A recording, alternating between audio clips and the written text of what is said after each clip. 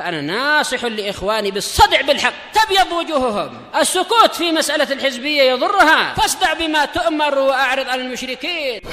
سلامي على دماج ورجالها والشيخ يحيى ودار العلم يا سعد بانيها.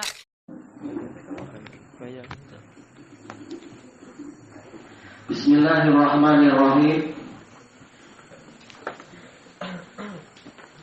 Kita masuk ke halaman 88. Qala Imam Ibnu Abi Zamanin rahimahullah, Ibnu Wahab qala wa akhbarani Muhammad ibnu Abi Humaid an Abi Hazim anna Rasulullah sallallahu alaihi wasallam qala, bahwasanya Rasulullah sallallahu alaihi wasallam bersabda, ashabul qadar majusu hadhil ummah. Para qadariyah, para pengingkar takdir, mereka adalah majusinya umat ini. Dikatakan majusi dalam artian apa? Karena menyatakan Tuhan itu lebih dari satu. Ada pencipta kegelapan, ada pencipta cahaya, pencipta kebaikan, pencipta keburukan. Sementara majusi mengatakan Allah hanya mencipta kebaikan, keburukan itu bukan ciptaan Allah, tapi apa? Diciptakan oleh masing-masing hamba sendiri. Maka dikatakan sebagai majusinya umat ini. Kita baca sedikit catatan kaki yang ke-73 itu. Innal qadariyata 'indal itlaq humul mu'tazilah. Qadariyah, sesungguhnya qadariyah secara mutlak adalah mu'tazilah. Kalau dikatakan qadariyah, alladzina yungkiruna qadarallahi ta'ala, yaitu orang-orang yang mengingkari takdir Allah Ta'ala. Qala Allamatul Jurjani ghafarallahu lah, al-qadariyah humul ladzina yas'umun anna kulla 'abdin khaliqun li fi'lih. Mereka, orang qadariyah adalah orang-orang yang menyatakan bahwasanya setiap hamba itu menciptakan perbuatannya sendiri. Iya, ini dari sisi yang lain. Baik. Dan ini adalah kalam yang lebih sesuai, yaitu para hamba menciptakan semua kebaikan, itu hasil ciptaan mereka. Semua keburukan dari amalan mereka itu juga ciptaan mereka. Jadi ini lebih sesuai ya.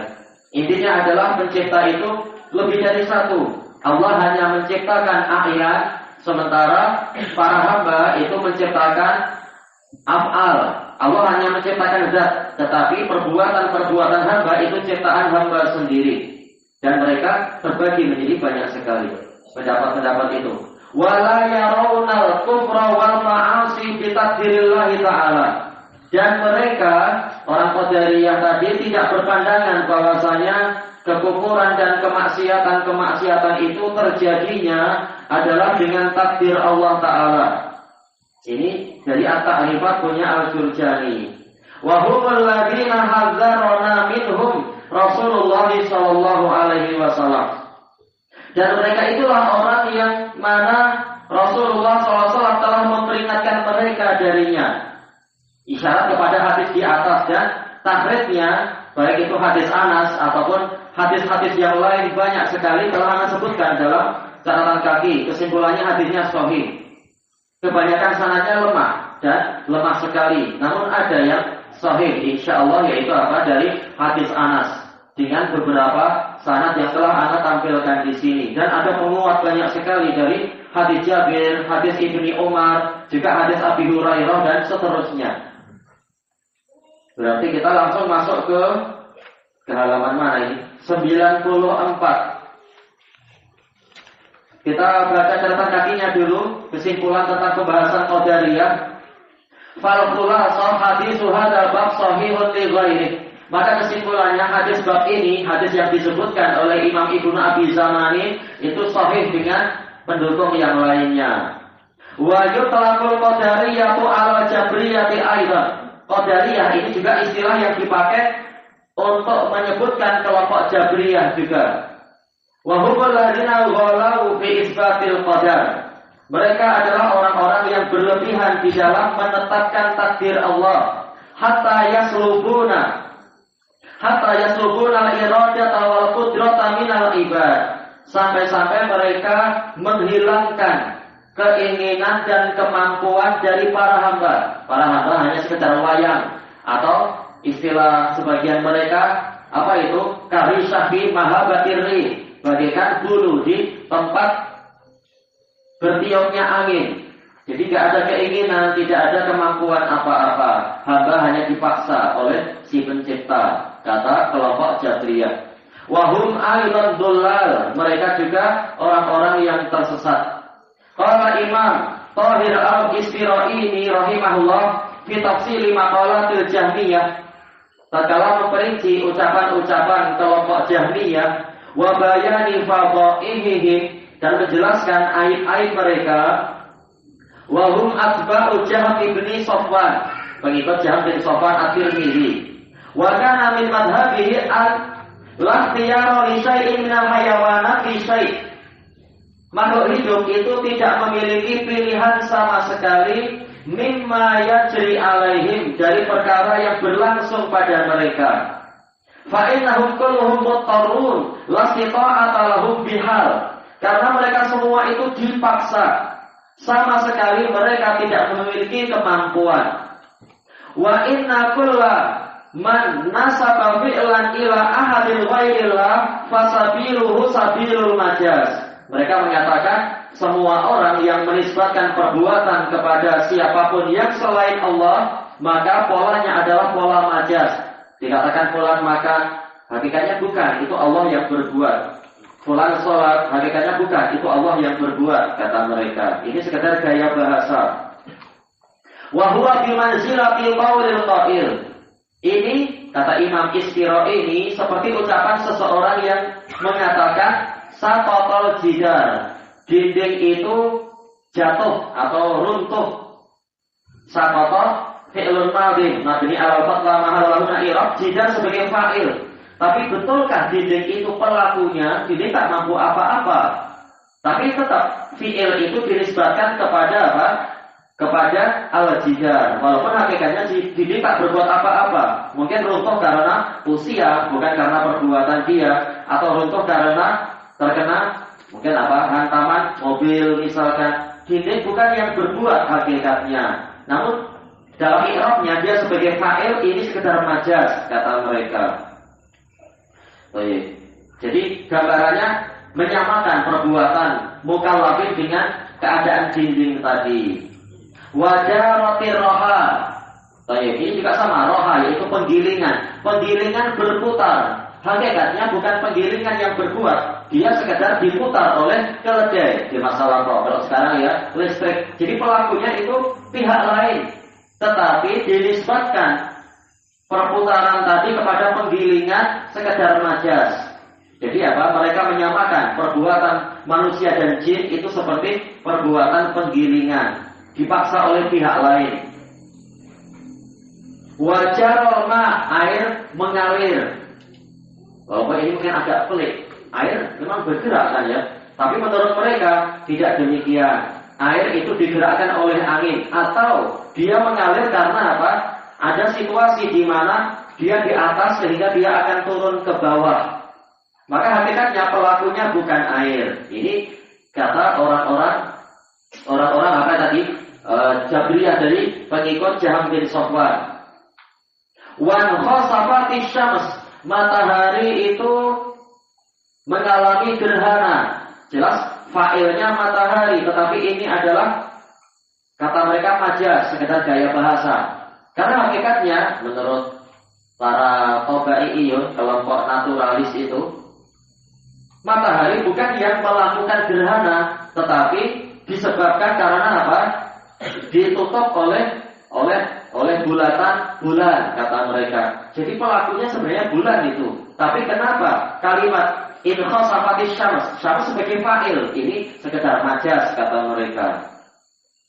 Kata Imam Al-Isfira'i ini, wa hadzal qaul khilafu ma tajiduhu uqala'u fi anfusihim. Pendapat ini menyelisihi apa yang didapatkan oleh orang-orang yang berakal pada diri mereka sendiri. Ya, kenyataannya kita tahu sesuatu yang kita dipaksa atau sesuatu yang kita tidak dipaksa. Kalau dipaksa seperti apa? Karena kedinginan badan jadi bergetar. Ini di luar kemampuan kita. Tapi masalah kita makan, kita minum, ini keinginan sendiri istilahnya. Kita tahu mana yang terpaksa dan mana yang dengan sukarela. Tidak semuanya berupa paksaan. Li'anna kullaman raja'a ila nafsih, karena setiap orang yang mau merujuk kepada dirinya sendiri, memeriksa diri sendiri, yufarriqu fi nafsih, dia akan mampu membedakan pada dirinya sendiri itu bainama yaridu alaihi min amrin daruri, antara perkara yang datang kepadanya dari perkara yang sangat mendesak, daruri, sangat mendesak. La ikhtiyara lahu fi, dia tidak memiliki pilihan di situ. Wa bainama yahtaruh, dengan sesuatu yang dia pilih sendiri. Wa yudhibuhu ila nafsih, dia menisbatkan pada dirinya sendiri. Dia tahu ketika ditanya, kenapa engkau demikian? Oh, karena saya tadi baru masuk salon, makanya saya tambah cantik, atau saya tambah ganteng misalkan. Saya baru mandi dan saya bersih-bersih. Menisbatkan itu pada diri sendiri, hasil ikhtiar sendiri. Dengan perkara yang ditanya, kenapa kakimu patah? Saya jatuh. Makanya jangan jatuh. Enggak, saya terpaksa. Siapa yang suka jatuh? Dia mampu membedakan antara perkara yang dia pilih dengan perkara yang tidak dia pilih. Siapa orang yang sengaja jatuh sampai kaki patah? Secara umum orang tidak suka itu, tidak menginginkan itu. Ini menunjukkan tidak semua perbuatan itu hasil paksaan. Ada yang dia pilih, ada yang hasil pilihan dia sendiri. Kama anna kulla amilin yufarriqu baina kulli harakatin daruriyah, sebagaimana setiap orang yang berakal mampu membedakan antara setiap gerakan yang sifatnya paksaan, kaharakatil murta'id, seperti gerakan orang yang menggigil kedinginan, demam misalkan, wa harakatil mukhtar, atau gerakan orang yang memilih, sengaja ini, sengaja melakukan itu. Dia tahu sekarang dia memang menyengaja untuk itu. Kalau semuanya itu terpaksa, nanti dia dimarahi istrinya. Ketika dia pulang membawa mungkin cincin emas kasih ke istrinya gembira. Oh, berarti abang cinta pada saya.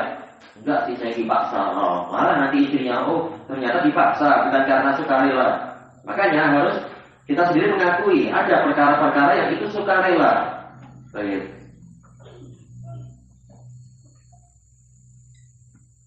Kemudian dikatakan di sini, yajidul aqilu bi nafsihi farqan bainahuma. Orang yang berakal akan mendapati di dalam dirinya itu perbedaan di antara dua perbuatan tadi. Wa man ankara hadhihi tafruqah lam yu'addu minal uqala.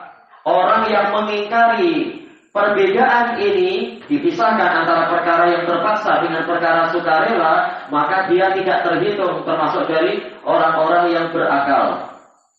Baik, pembahasan berikutnya ini terkait dengan dalil-dalil yang menunjukkan manusia itu ada keinginan, ada perbuatan, dan itu dinisbatkan pada dirinya sendiri. Tinggal dilihat kelengkapannya dalam kitab At-Tafsir Fiddin punya Imam Al-Isfirayini. Nah, kita kembali ke atas. Qala Ibnu Abi Zamani rahimahullah, ikhtalafa ahlul ilmi fi takfiri ahlil ahwa. Para ulama berselisih pendapat tentang bolehnya mengkafirkan pengikut hawa nafsu. Faminhum man qala innahum kuffarun mukhalladuna finnar. Maka ada sebagian dari ulama yang mengatakan para pengikut hawa nafsu itu kafir, kekal, dikekalkan di dalam neraka. Wa minhum man la yablughu bihimul kufr. Ada juga yang berpendapat kekufuran tidak sampai pada mereka. Wa la yukhrijuhum 'anil Islam, dan tidak sampai mengeluarkan mereka dari Islam. Wa yaqul, dia mengatakan, dari ulama ada yang mengatakan innahumul ladina 'alaihim fusuqun wa ma'asib. Mereka itulah yang terkena hukum kefasikan, kemaksiatan. Illa annaha asyadul ma'asi wal fusuq. Hanya saja mengikuti hawa nafsu ini lebih, yaitu adalah kemaksiatan dan kefasikan yang paling keras, yaitu lebih keras daripada dosa-dosa secara umum. Wa hadza madhhabu masyayikhina bil Andalus, Dan ini adalah mazhab para guru kami di Andalusia, Imam Ibnu Abi Zamanin Qurtubi, yaitu di Andalusia sana. Walladzi ya'tamidunahu fihim, dan perkara yang mereka yakini tentang para pengikor hawa nafsu, yaitu yang betul apa? Tidak sampai kafir, kecuali yang bid'ahnya bid'ah mukaffirah, ini lain. Tapi secara umum tidak sampai kafir. Yang lain-lain itu. Wa kanu yaqulun la yuwafi'u ahadun minhul kalama wal intijaj.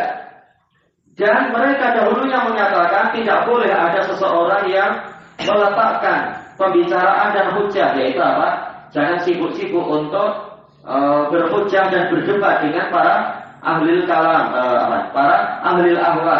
Dan ini banyak kan kitab-kitab yang membahas masalah itu, kitab-kitab sunnah yang membahas, yaitu jangan berdebat dengan ahlul ahwa. Jadi gimana kalau tidak didebat nanti mereka tidak paham? Enggak, ini pembahasannya bukan orang awam, ini orang-orang yang telah tegak hujah. Jadi perdebatan dan iqamatul hujah telah berlalu untuk mereka. Maka setelah mereka menjadi pengikor hawa nafsu, tak perlu kita letih-letih mendebat mereka.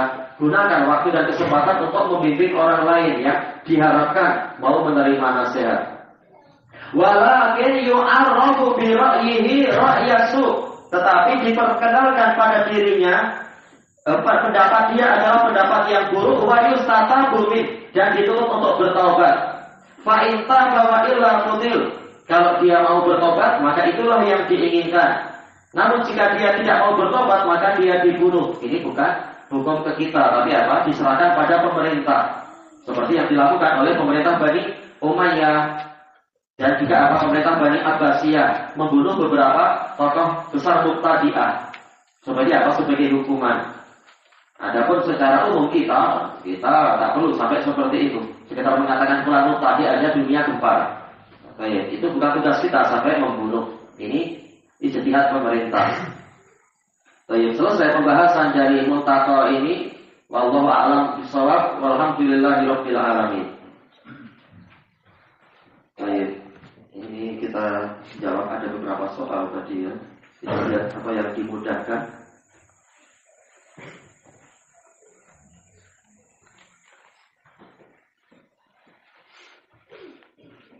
Baik. Assalamualaikum warahmatullahi wabarakatuh. Saya ingin bertanya, saya mempunyai ayah yang sudah meninggal dunia beberapa tahun yang lalu. Saya sering bermimpi melihat beliau. Di dalam mimpi tersebut saya melihat seolah-olah beliau masih hidup. Terkadang beliau terlihat duduk di kursi, atau berdiri, atau berjalan, dan lain sebagainya. Apakah ada takwil mimpi? Mimpi sering melihat orang yang meninggal. Mohon penjelasannya. Yang bertanya ada di sini enggak? Pakaiannya di mana, warna pakaian? Karena itu akan sangat berpengaruh masalah warna pakaian. Atau dia sedang tertawa atau menangis, itu akan sangat berpengaruh. Saya bukan ahli takwil mimpi, tetapi apa? Sekedar sering bertanya kepada para ulama dan membaca kitab-kitab terkait dengan masalah ini. Jadi ini sekedar wawasan. Adapun makna sebenarnya dari masing-masing mimpi yang dilihat oleh masing-masing orang ini diserahkan kepada ahlinya. Tapi sekedar wawasan saja. Boleh jadi sebagian ulama mengatakan boleh jadi ini sekedar karena kita memikirkan dia atau terkenang sehingga kemudian masuk ke alam mimpi. Itu mungkin. Atau boleh jadi memang ada yang Allah kehendaki di balik itu, yaitu apa? Mimpi melihat kerabat yang sudah meninggal. Kalau tidak dilihat ada faktor-faktor lain, ini seringkali mengisyaratkan akan ada persatuan di keluarga itu setelah sebelumnya ada perselisihan. Akan ada apa? Perbaikan atau mungkin perdamaian dan sebagainya. Itu kalau memang ada masalah keluarga. Kalau tidak, maka boleh jadi ini ada isyarat kita dianjurkan untuk bersedekah atas nama orang yang mati itu. Dan telah dinukilkan ijma oleh Imam Ibnu Mubarak, sedekah atas nama orang yang mati itu sampai. Jelas orang yang mati dia sangat memerlukan bantuan kita. Bersedekah atas nama dia, banyak istighfar, memohonkan pengampunan untuk dia dan seterusnya. Nah ini bermanfaat. Baik, sebagian ulama mengatakan mimpi melihat orang mati itu artinya adalah kita akan mendapatkan kebaikan yang banyak. Kecuali kalau terkait dengan pakaian. Kalau pakaiannya hitam, berarti ini isyarat orang ini mati dalam keadaan banyak dosa. Maka mohonkan pengampunan banyak-banyak. Atau pakaiannya putih, maka ini kabar gembira, yaitu dia orang yang soleh. Maka bagus juga tetap didoakan agar derajatnya dinaikkan. Kalau mimpi terlihat dia itu apa? Tidak berpakaian, berarti dia menghadap Allah dalam keadaan tidak membawa kebaikan-kebaikan. Dan seterusnya, ada beberapa kemungkinan. Wallahu a'lam. Yang kedua, apa perbedaan antara zikir lisan dan zikir hati? Zakaro artinya menyebut, ini amalan lisan. Zakaro artinya adalah apa? Hafadho, yaitu mengingat, ini amalan hati. Kalau disebutkan oleh Al-Imam An-Nawawi rahimahullah di dalam syarah Sahih Muslim, zikir yang terbaik adalah gabungan antara lafaz dengan lisan dengan apa? Yaitu mengingat di dalam hati. Misalkan tatkala kita menyatakan la ilaha illallah, kita juga niat kita di dalam hati, kita meyakini tiada sesembahan yang benar kecuali Allah. Atau kita mengatakan Allahu Akbar, sambil kita menghadirkan di dalam jiwa kita bahwasanya Allah lah yang maha besar, yang lain tidak layak untuk ditakuti. Atau kita menyatakan Subhanallah, hati kita jangan lalai, tapi kita meyakini Allah suci dari segala aib dan kekurangan. Kalau kita mengatakan Alhamdulillah, berarti Allah maha terpuji, terpuji zatnya, terpuji nama-namanya, terpuji sifatnya, terpuji perbuatannya. Ini gabungan antara zikir hati dan zikir lisan. Kata beliau yang terbaik adalah zikir hati, karena inti dari amalan adalah pada hatinya. Dilihat dari hatinya, tapi bukan bersendirian tentunya. Zikir lisan juga memiliki pahala yang besar, dan ada sebagian zikir lisan yang sifatnya wajib. Seperti apa? Seperti at-talaffuz bisyahadatain, jelas ini wajib. Dan seterusnya. Amalan-amalan apa saja yang bisa memasukkan seorang hamba ke dalam surga? Wah, ini banyak sekali ya tentunya. Intinya adalah seluruh iman dan amal soleh. Dan juga Rasulullah SAW telah mengatakan al-imanu bid'un wa situn aw sab'una syu'bah. Fa'alaha kalimatul la ilaha illallah wa adnaha imamatul adha anit tariq wal haya'u syu'batun minal iman. Muttafaqun alaih dari Abi Hurairah. Iman itu ada 60 sekian sampai 70 sekian cabang. Yang tertinggi adalah syahadat la ilaha illallah. Yang paling rendahnya adalah menghilangkan gangguan dari jalan. Dan rasa malu itu juga bagian dari iman. Berarti apa? Cabang-cabang keimanan semuanya itu menyebabkan orang itu masuk ke dalam surga. Allah Ta'ala di dalam Al-Quran menyebutkan tentunya contoh banyak sekali ya. Allah Ta'ala mengatakan misalkan apa? Wajazahum bima sabaru jannatan wa harira. Allah memberikan pahala kepada mereka disebabkan karena kesabaran mereka dengan apa? Surga dan sutra. Berarti termasuk yang menyebabkan orang masuk surga adalah kesabaran. Disebutkan oleh Imam Ibnu Qayyim rahimahullah ta'ala di dalam kitab beliau Hadil Arwah ila Biladil Abrah, ada kesesuaian antara apa yang disebutkan di dalam lafaz tadi wajazahum bima sabaru jannatan wa harira, dan Allah memberikan pahala kepada mereka dengan sebab kesabaran mereka berupa surga dan sutra. Apa keterkaitan dengan perkara-perkara ini? Kesabaran ini terkait dengan perkara-perkara yang menyempitkan hati karena ejekan, karena olok-olokan, karena penghinaan. Kesempitan hati yang dialami, namun orang yang bersabar maka digantikan dengan luasnya surga, dengan surga yang luas. Dan boleh jadi kesabaran mereka tadi terkait dengan zikil aish, kehidupan yang serba susah, rumah yang sempit, pakaian yang kasar dan sebagainya. Maka Allah ganti dengan apa? Sutra yang ada di akhirat itu. Intinya kesabaran itu akan menyebabkan orang masuk ke dalam surga. Atau misalkan yaitu apa? Hadis Abi Hurairah juga, yang mana Rasulullah SAW bersabda, "Walladzi nafsi biyadihi la tadkhulul jannata hatta tu'minu wa la tu'minu hatta tahabbu. Awala aqulukum ala syai'in idza fa'altuhu tahabbatum afsus salama bainakum." Demi zat yang jiwaku ada di tangannya, kalian itu tidak akan masuk surga sampai kalian beriman. Dan kalian tidak akan beriman sampai, yaitu beriman dengan sempurna, sampai kalian saling mencintai.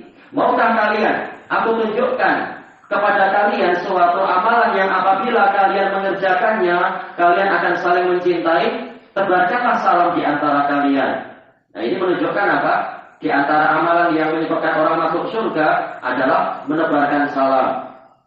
Atau misalkan apa? Hadis Abi Hurairah dan juga hadis Abi Sa'id Al-Khudri, inna fil jannati mi'ata darajah a'addaha Allahu lil mujahidin fi sabilillah ma baina kulli darajataini kama baina samai wal ardh.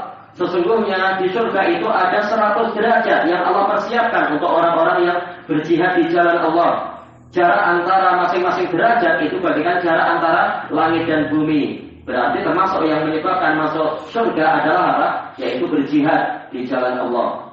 Dan seterusnya, dalil-dalil banyak sekali. Dan semuanya, atau hampir semuanya telah dibahas oleh Al-Imam Al-Baihaqi di dalam kitab beliau Syu'abul Iman. Atau yang sebelum Baihaqi, yaitu apa? Al-Halimi. Tatkala membahas syarah hadis itu, masalah Syu'abul Iman. Wallahu a'lam. Intinya, amal kebaikan seukuran dzarrah itu tidak akan disia-siakan oleh Allah Ta'ala. Innallaha la yadhlimu mithqala dzarrah wa in taku hasanatan yudha'ifha wa yu'ti min ladunhu ajran 'aziman. Sesungguhnya Allah tidak akan menyia-nyiakan kebaikan walaupun seukuran dzarrah. Apabila memang itu adalah kebaikan, maka Allah akan melipat gandakannya dan akan memberikan dari sisinya pahala yang agung. Baik. Bagaimana sebenarnya lafaz sholawat yang benar kepada Rasulullah Shallallahu Alaihi Wasallam? Kalau yang di dalam sholat, maklum sholawat Ibrahimiyah yang diriwayatkan oleh Bukhari Muslim dari Ibni Abbas, ataupun juga apa hadis Ibni Mas'ud, ataupun hadis Aisyah dan lain-lain itu. Apakah kalau yang di luar sholat boleh nggak kita? Boleh, seperti yang biasa dilakukan muhaddisun Shallallahu Alaihi Wasallam, Shallallahu Alaihi wa ala alihi Wasallam, atau alaihi sholatu wassalam, itu boleh, tidak masalah. Kecuali kalau ada apa sikap gulu, sikap yang berlebihan, ya ini masuk kepada kebid'ahan. Apakah ada lafaz doa agar bisa dimatikan dengan keadaan mati syahid? Wallah, untuk lafaz khusus Anda tidak tahu. Tapi keumuman hadis Abi Umamah Al-Bahili radhiyallahu anhu yang mana Rasulullah SAW mengatakan, man talaba syahadatan sidqan min qalbi balaghahu Allahu manazil syuhada wa imata ala firasyih. Barang siapa memohon kepada Allah mati syahid dengan jujur dari hatinya, Allah akan menyampaikan dia kepada derajat-derajat para syuhada walaupun dia mati di atas pembaringan. Adapun lafaz khususnya anak tidak tahu. Tapi pakai keumuman apa? Lafaz di dalam hadis tadi, Allahumma baligni manzilat syuhada atau Allahumma rzuqni syahada misalkan. Baik. Bagaimana caranya menghilangkan sakit hati terhadap orang yang telah berbuat buruk kepada kita, seperti mencela, menghibah, yaitu menghibah dan yang lain sebagainya. Allah alam, cara-cara itu banyak, tetapi secara umum dijelaskan oleh para ulama, intinya kembali kepada dua perkara. Di antaranya adalah apa?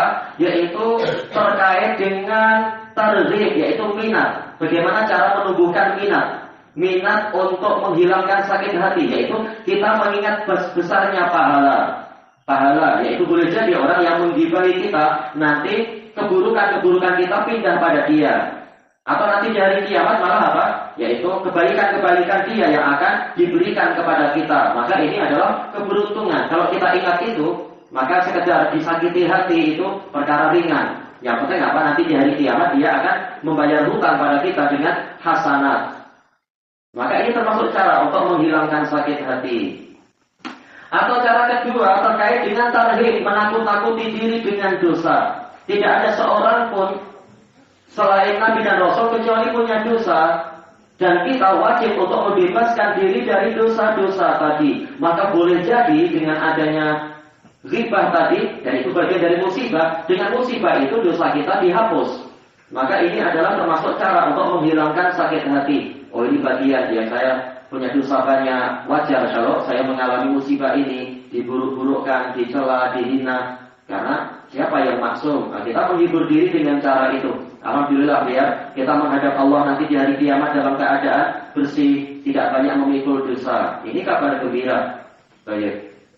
Jelas sakit hati itu biasa. Rasulullah sendiri merasa sedih hati dengan ejekan-ejekan orang-orang kafir. Tapi Allah Ta'ala menghibur dari beberapa sisi. Wallahu a'lam. Saya mempunyai kakak kandung dan dia itu mengikuti ustadz-ustadz yang memakai yayasan-yayasan. Bagaimana batas muamalah anak kepada beliau? Apakah ada batasan-batasannya? Kalau belum tegak hujah, asal ustadz ikut-ikutan, terutama yang di kampung-kampung barangkali, asal ngaji beberapa kitab kuning jadi ustadz, kemudian ikut, ini dinasihati, dibimbing, kewajiban untuk mengikuti, untuk beribadah itu sesuai dengan ajaran Allah dan Rasulnya, bukan mengikuti hawa nafsu. Seandainya akal, pikiran, dan perasaan itu cukup membuat syariat, niscaya Allah tidak perlu mengirimkan para rasul dan menurunkan kitab suci. Tapi ternyata Allah mengirimkan para rasul dan menurunkan kitab suci, menunjukkan agama ini adalah dengan wahyu, bukan dengan ra'yu. Baik. Berarti apa? Segala sesuatu ditimbang dengan dalil. Dan ternyata dalil-dalil menunjukkan Allah Ta'ala dan Rasulnya mengharamkan kita membuat bid'ah di dalam agama, termasuk di dalam dakwah. Nah, kemudian diingatkan Rasulullah SAW, ujian yang beliau alami lebih besar daripada ujian-ujian kita. Tapi tidaklah beliau membuat yayasan dan sebagainya untuk mengumpulkan harta orang-orang kaya, memobilisasi dan mengarahkan, mengkoordinasi. Di zaman Nabi juga banyak orang miskin dan jauh lebih miskin daripada orang-orang zaman sekarang. Tapi tidak pula Nabi membuat yayasan untuk mengakomodasi keperluan-keperluan mereka dan seterusnya. Ujian di zaman Nabi besar, tapi tidaklah Nabi membuat payung-payung dakwah dengan cara yayasan. Nah, diingatkan seperti itu, karena ini adalah bid'ah. Demikian pula para salaf dan seterusnya tidak membuat itu. Kalau setelah itu masih melakukan itu dalam keadaan sudah tegak hujah, maka dia pengikut hawa nafsu. Dan telah dicontohkan oleh Nabi dan para salaf bagaimana sikap terhadap pengikut hawa nafsu itu. Wallahu a'lam. Tapi kita bukan orang yang bermudah-mudah membuang orang. Dinasihati baik-baik lebih dahulu sebelum disikapi dengan kasar. Apa makna ghuraba? Betul, ghuraba. Ya, itu ghuraba kan ini ya, mungkin titipan itu. Ya. Mungkin ya. Ghuraba. Ya, ini adalah apa? Wazan fu'ala, yaitu jamak taksir. Dari apa? Gharib, orang asing. Ya, jamak dari apa? Gharib, orang asing. Baik, dijelaskan oleh Anda dulu pernah membaca, yaitu apa? Makna asal dari gharib adalah orang yang menyelisihi tradisi orang-orang di sekelilingnya, dikatakan gharib. Atau dia adalah orang yang bukan mahram, dikatakan gharib. Atau apa itu? Ajnabi, itu gharib. Tapi kalau secara syar'i terkait dengan hadis-hadis fatuba lil ghuraba, keberuntungan untuk orang-orang yang asing, maka ini ma'ruf, yaitu orang-orang yang disebutkan oleh Rasulullah. Alladzina yuslihuna ma afsadahun nas, hadisnya sahih. Mereka adalah orang-orang yang memperbaiki apa yang dirusak oleh orang-orang. Atau dalam riwayat lain, as-solihuna inda fasadin nas, orang-orang yang soleh tatkala manusia itu mengalami kerusakan. Ini orang asing. Baik. Yang mana Rasulullah mengatakan keberuntungan untuk orang-orang asing. Dilihat dari syariat, bukan sekedar apa? Ini masyarakat Islami baik-baik, tahu-tahu ada orang Barat cuma pakai pakaian yang buruk, itu orang asing. Asing tapi asing yang buruk, bukan asing yang baik tentunya.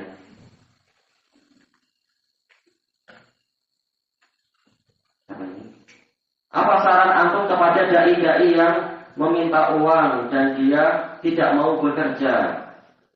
Baik. Intinya adalah seperti yang disebutkan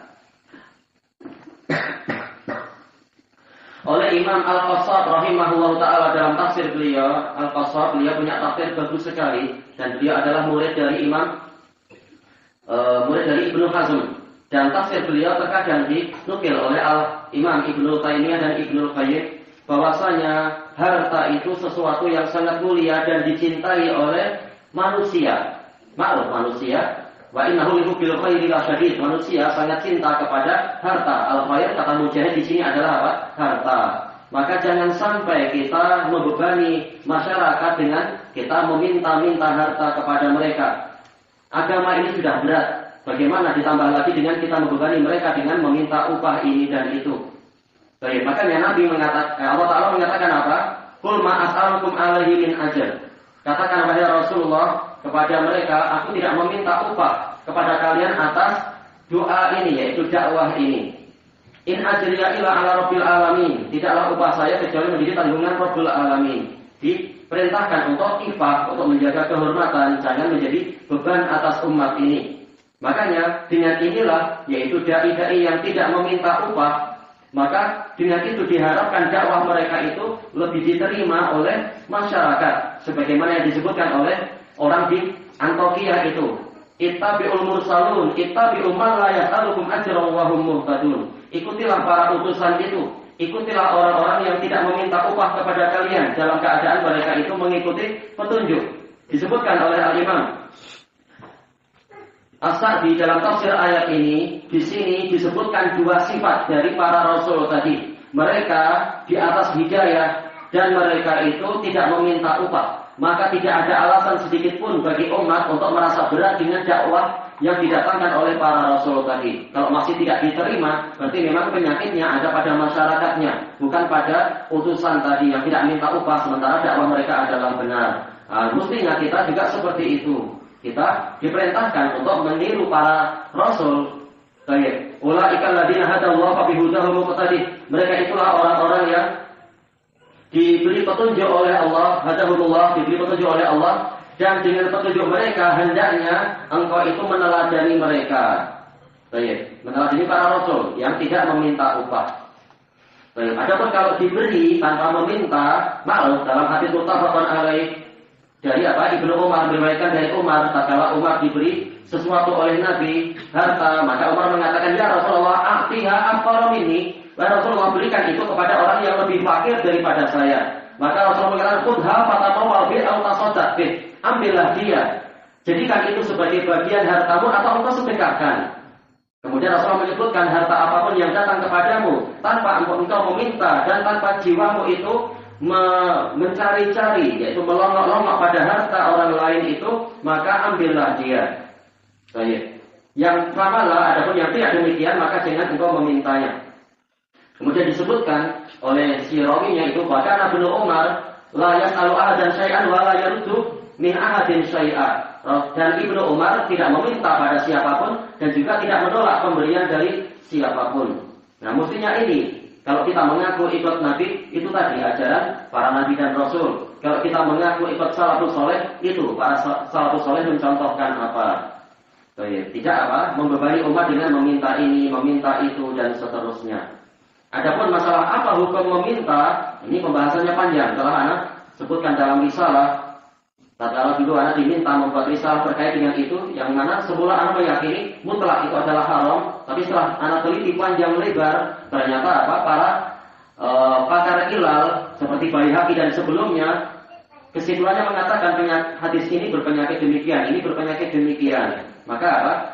Boleh dikatakan hadis yang mengharamkan minta upah dalam dakwah secara mutlak itu semuanya tidak selamat dari penyakit. Tetapi ada satu hadis yang dihasankan oleh Al-Imam Al-Wadi'i yang menunjukkan tercelanya meminta-minta. Yaitu apa? Yata'ajjaluna wa la yu'ajjiluna. Mereka meminta disegerakan upahnya dan tidak menundanya. Pola hadisnya adalah pola celaan. Baik. Maka sekedar nasihat dan saran, jangan meminta-minta, jangan membebani umat. Agama ini sudah sangat berat, jangan diperberat dengan apa kita meminta. Justru kita kasih contoh yang baik. Kita berusaha untuk memiliki penghasilan semampunya. Sebagaimana yang dilakukan oleh Sufyan Ats-Tsauri, katanya ikut salaf kan, itu salaf. Mereka bekerja di kebun Sufyan Ats-Tsauri, dan terkadang menjadi juru pikul dan seterusnya. Imam Ahmad pun demikian, terkadang menjadi juru pikul, terkadang juga apa? Bekerja pada seorang majikan untuk merawat kuda dan seterusnya. Sampai disebutkan di dalam syiar, tatkala Sufyan Ats-Tsauri ditanya, bagaimana dia mahadhir dananir? Dinar-dinar apa ini? Kenapa Anda yang katanya zuhud dan warok punya duit dinar? Maka dia mengatakan, laulah hadhir dananir latamat jalubina al-Ghula atau al-Umara. Kalau bukan karena dinar-dinar ini, niscaya para penguasa telah menjadikan kami sebagai sapu tangan. Berarti apa? Karena kami memiliki penghasilan sendiri, kami tidak perlu minta-minta pada penguasa, sehingga tidak perlu kemudian kami dipakai penguasa untuk memberikan fatwa-fatwa yang sesuai dengan selera dan seterusnya. Inilah contoh para salaf. Baik.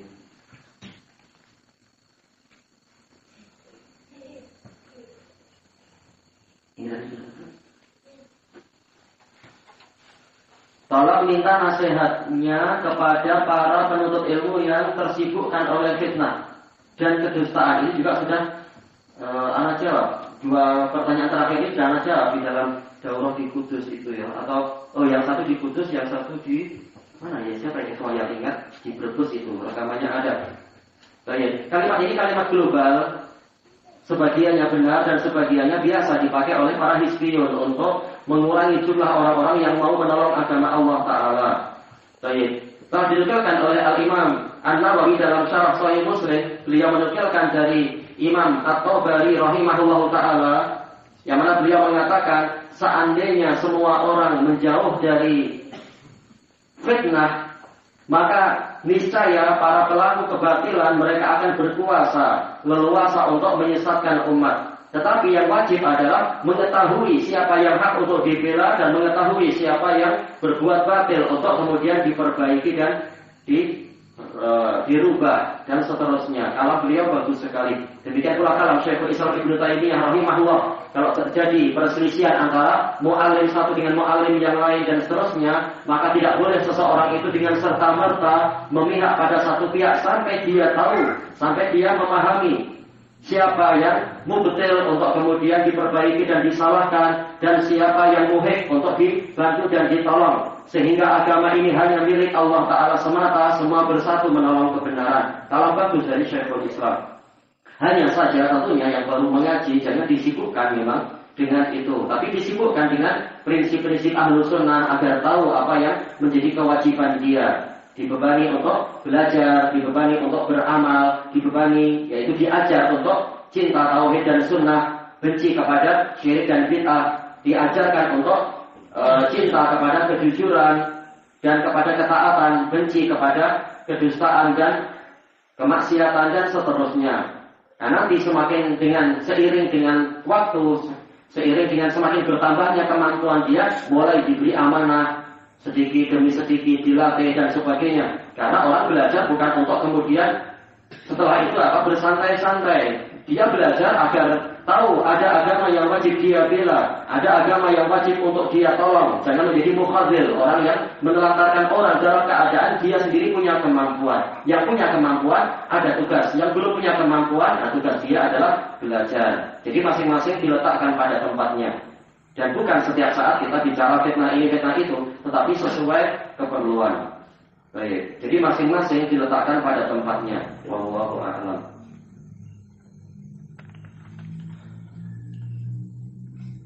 Di zaman Nabi Nuh, bumi digenangi air dan semua makhluk mati selain yang di perahu Nabi Nuh. Dan apakah Dajjal juga mati? Karena di dalam hadis ada yang bertemu Dajjal di sebuah pulau. Wallahu a'lam. Dajjal itu sendiri dia mulai ada di masa apa kita tidak tahu. Ini perkara gaib, iman pada perkara gaib. Nabi Nuh memperingatkan kaumnya dari Dajjal bukan menunjukkan Dajjal sudah ada, tapi sebagai peringatan tentang apa? Bahayanya Dajjal dan sebagainya. Kalau suatu saat jumpa, maka baca ayat awal-awal 10 ayat pertama dari Al-Kahfi atau 10 terakhir dari Al-Kahfi dan sebagainya itu. Baik. Adapun masalah apakah Dajjal mati, kita tidak tahu mulai kapan Dajjal itu ada. Apakah di zaman Nabi Nuh sudah ada, atau jangan-jangan seperti yang disebutkan di sebagian buku itu, yaitu di zaman Nabi Musa, yaitu si Samiri. Kita tidak tahu. Kita tidak membenarkan dan tidak pula mendustakan. Ini perkara gaib. Wallahu a'lam. Hadis di mana Allah di bawah langit. Benar. Lalu dikatakan dia mukminah. Aina Allah, kalau fis sama, bukan di bawah. Fi artinya adalah Allah. Baik. Misalkan apa? Fi yang di mana Allah selain ayat yang ma'ruf itu? Apa itu walau usolliban aku fi judu'in nakhl, yaitu alat. Benar-benar aku akan menyalib kalian di atas pohon-pohon kurma itu, bukan di dalam. Jika misalkan firman Allah Ta'ala, yaitu apa? Fa idza qudiyatis sholatu fantashiru fil ardh wabtaghu min fadlillah. Kemudian apabila sholat Jumat telah diselesaikan, maka bertebaranlah di bumi. Apakah maksudnya di dalam bumi? Jarang kan orang kerja di dalam bumi kecuali yang di pertambangan itu atau penyelam mutiara. Tapi secara umum rata-rata manusia kerjanya di atas bumi. Jadi fi bimakna ala, dan itu makruf. Banyak sekali fi itu bimakna ala. Cuma kemudian apa? Lalu dikatakan dia mukminah. Nabi yang mengatakan dia mukminah. Aqibha fa innaha mukminah. Ini salah berdalilkan bahwasanya Allah di langit. Rasulullah yang berdalilkan dengan itu, dan Allah yang telah menyebutkan bahwasanya dirinya itu di langit. A'amintum man fis sama. Apakah kalian merasa aman dari zat yang ada di langit? Siapa yang mampu untuk menenggelamkan orang ke dalam bumi dan mengirimkan angin yang menerbangkan kerikil? Allah. Berarti Allah lah yang fis sama. Fi bimana Allah. Yaitu di langit. Padahal seseorang itu dikatakan muslim dengan syahadah, bukan dengan mengatakan Allah di langit. Makanya di sini para ulama seperti yang disebutkan oleh Imam Utsman bin Sa'id Ad-Darimi dalam kitab beliau Ar-Raddu 'ala Bishr Al-Marisi adalah bahwasanya apa? Dalil-dalil itu dikumpulkan, bukan hanya mengambil satu kemudian apa? Kita membuang yang lain. Jadi dari satu sisi dalil yang ada, baik itu hadis Ibnu Umar ataupun yang lain-lain, menunjukkan bahwasanya seseorang dikatakan muslim dengan dua kalimat syahadat. Tapi hadis ini, hadis Muawiyah, siapa namanya itu? As-Sulami itu menunjukkan bahwasanya Nabi menilai keimanan dari sisi yang lain dengan menanyakan aina Allah, di manakah Allah? Ini sebenarnya telah mewakili masalah apa? Masalah syahadatul la ilaha illallah. Karena memang fitrah mereka masih meyakini bahwasanya ya Allah adalah sesembahan. Boleh jadi adalah demikian. Dan juga boleh jadi tetap saja masalah syahadatut tauhid ini terkait dengan Allah Ta'ala. Maka tatkala wanita ini masih sesuai dengan fitrah meyakini bahwasanya sesembahan yang benar ada di langit, maka boleh jadi ini sebagai isyarat bahwasanya dia masih memiliki fitrah yang lain, bahwasanya memang Allah lah satu-satunya yang disembah. Kita tahu bahwasanya ibadah pada Allah itulah fitrah. Baik. Maka boleh jadi Nabi mengambil ini dari sisi apa? Tatkala fitrah dia terkait dengan ketinggian Allah itu masih ada, berarti fitrah dia bahwasanya Allah Ta'ala itulah satu-satunya yang berhak disembah, itu sudah jelas. Tidak seperti kebanyakan orang sekarang meyakini memang Allah satu-satunya yang disembah, boleh jadi. Tapi masalah Allah di manakah Allah, dia masih kacau. Tapi untuk perkara yang ini saja wanita ini tahu, maka boleh jadi ini menunjukkan fitrah yang lain masih selamat. Dan yang lebih menguatkan itu adalah pertanyaan kedua, man ana, siapa saya? Maka dia mengatakan anta Rasulullah. Kalau wanita ini tahu Nabi Muhammad adalah Rasulullah, berarti apa? Dia juga tahu ajaran Nabi selama ini apa? Di antaranya adalah apa? Qulu la ilaha illallah tuflihu. Ucapkan la ilaha illallah, niscaya kalian beruntung. Jadi pertama dan kedua ini tidak keluar. Jawaban pertama dan kedua tidak keluar dari syahadatain. Baik. Dan tentunya kalimat yang paling mudah adalah yang pertama, yaitu hadis itu tidak berdiri sendiri. Terkadang menjadikan syarat sah keislaman adalah dengan syahadatain. Terkadang syarat sah keimanan adalah dengan dua pertanyaan ini. Hadis itu tidak berdiri sendiri, saling melengkapi satu sama lain. Wallahu a'lam. Ini sudah.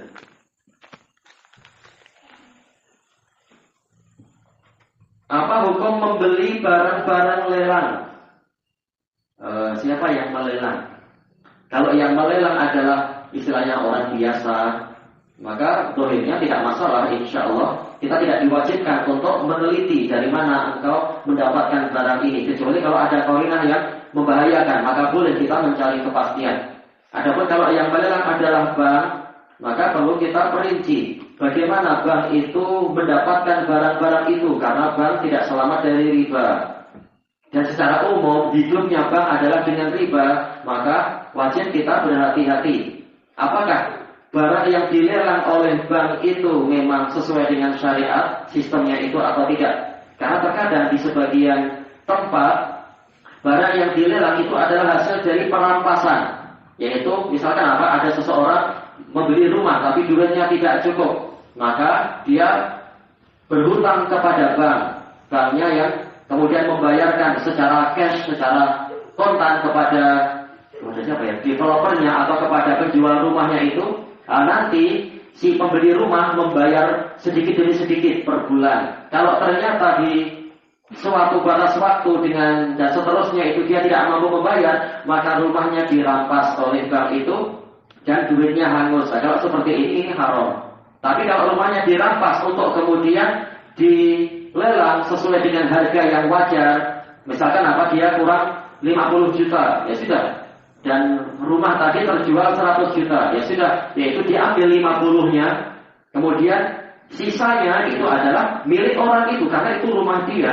Anak tanyakan kepada Syekhul Al-Qadhi Abdul Wahab Asy-Syamili rahimahullah ta'ala, apabila seseorang itu membeli barang secara hutang, kapan dia dikatakan sebagai pemilik barang tadi? Kata beliau, sejak akadnya selesai. Begitu mengatakan saya menjual, yang ini kata saya membeli, berarti terjadi intiqalul milik. Kepemilikan telah berpindah. Berarti rumah tadi sudah menjadi milik si pembeli. Hanya saja si pembeli wajib membayar hutang. Berarti kalau rumah itu adalah milik si pembeli, bank hanya berhak untuk yaitu melelang dan mengambil duit sesuai dengan harga hutang. Bukan hutang ditambah riba atau bahkan semuanya menjadi milik bank, bukan. Tapi kalau emang orang itu sebenarnya hutang hanya tinggal 50 juta, berarti bank hanya berhak mengambil 50 juta itu. Sisanya kembalikan kepada si pemilik rumah yang hakiki, karena itu rumah dia sebenarnya.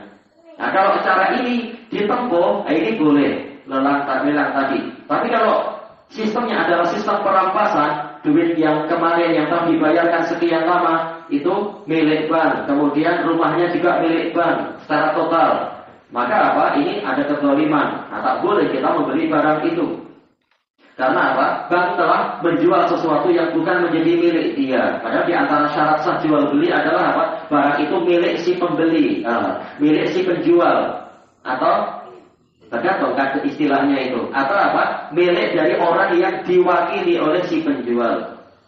Intinya kepemilikan itu sah. Makanya dikatakan oleh para fuqaha, yaitu jual beli dengan pencuri itu adalah tidak sah. Ada pencuri habis